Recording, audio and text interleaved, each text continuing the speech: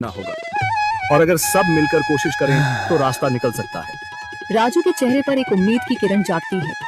हाँ बाबा जी, अगर सब मिलकर काम करें तो हम पानी ढूंढ सकते हैं। हमने पहले कभी यह कोशिश ही नहीं की। लेकिन इतनी कठिन जमीन में नया कुआं खोदना आसान नहीं। मुश्किल जरूर है, नामुमकिन नहीं। अगर हम मिलकर काम करें तो ये हो सकता है। राजू खड़ा हो जाता है।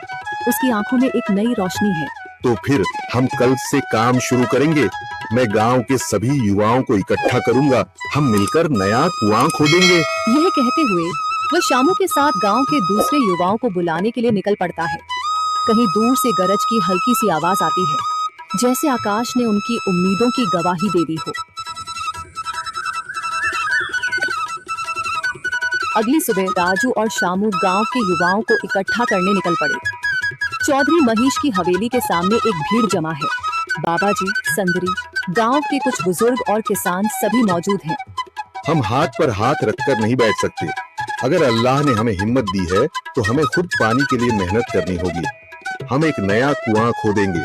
लेकिन राजू, क्या हमें यकीन है कि वहाँ पानी मिलेगा?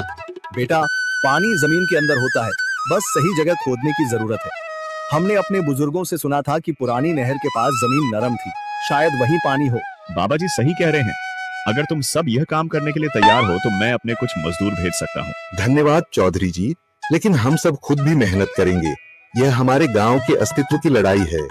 संदरी, जो अब तक चुप थी, आगे बढ़ती है। हम औरतें भी पीछे नहीं रहेंगी। हम पानी लाने की व्यवस्था करेंगी, खाना बनाएंगी, ताकि तुम सब आराम से काम कर सको।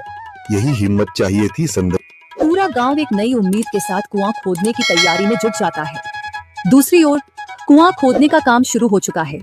राजू, शामू और दूसरे युवा बेलचे चलाने लगते हैं। मिट्टी बाहर निकाली जाने लगती है।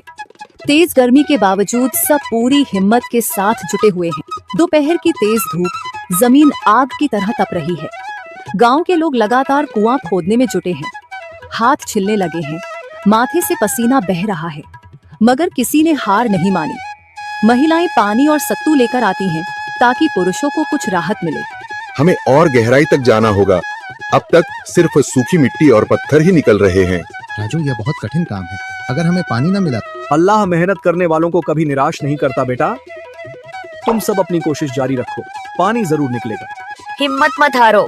अगर अब रुक गए तो फिर कभी पानी नहीं मिलेगा। सभी फिर से जोश में आकर काम में जुट जाते हैं, मगर सूरज की तपिश बढ़ती जा रही है और कई लोगों की सांसें तेज चलने लगती हैं। तभी एक तरफ से रामलाल और उसके आदमी हंसते हुए आते हैं। अरे भाई, तुम्हें लगता है कि जमीन तुम पर रहम करेगी? हाँ हाँ, ना समझ लोग, ये सब बेकार की मेहनत है। रामलाल, हमारा हौसला मत तोड़ो। अगर तुम मदद नहीं कर सकते तो कम से कम मजाक भी मत उड़ाओ। मदद? हाँ, मैं अपने कुएं का पानी बेच सकता हूँ, मगर मुफ्त में नहीं दूंगा। राजू सब अनसुना कर फिर काम में लग जाता है। शाम होने लगती है, लेकिन अभी तक पानी का नामो निशान नहीं। कुछ लोग मायूस होकर पीछे हटने लगते हैं। राजू, शायद रामलाल सही कह रहा है।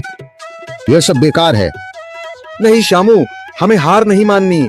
अगर आज हार गए तो फिर कभी हिम्मत नहीं कर पाएंगे।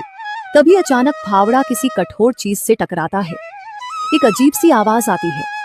राजू चौंक कर देखता है और जल्दी जल्दी मिट्टी हटाने लगता है। अचानक एक ठंडी लहर महसूस होती है। सभी लोग दौड़ कर आते हैं। जैसे जैसे मिट्टी हटती है, नीचे से गीली जमीन नजर आने लगती है। सब हैरान रह जाते हैं। सुभान अल्लाह, मैंने कहा था ना, अल्लाह हमारी मेहनत को जाया नहीं करेगा। राजू और बाकी सभी जोर लगाते हैं। कुछ ही पलों बाद अचानक मिट्टी के नीचे से पानी की एक छोटी सी धारा फूट पड़ती है। गांव वाले खुशी से चिल्ला उठते हैं। पानी पानी निकल आया। यह अल्लाह की कुदरत है रामलाल, जिस पर तुम्हें यकीन नहीं था। पूरा गांव आनंद से झूम उठता है। लोग एक दूसरे को बधाइयां देते हैं। औरतें दुआ करने लगती हैं। कुछ दिन बीत चुके हैं। गांव वाले नए कुएं से पानी भर रहे हैं, खेतों को सींच रहे हैं और जिंदगी फिर से पटरी पर लौट रही है। मगर रामलाल अब भी अपनी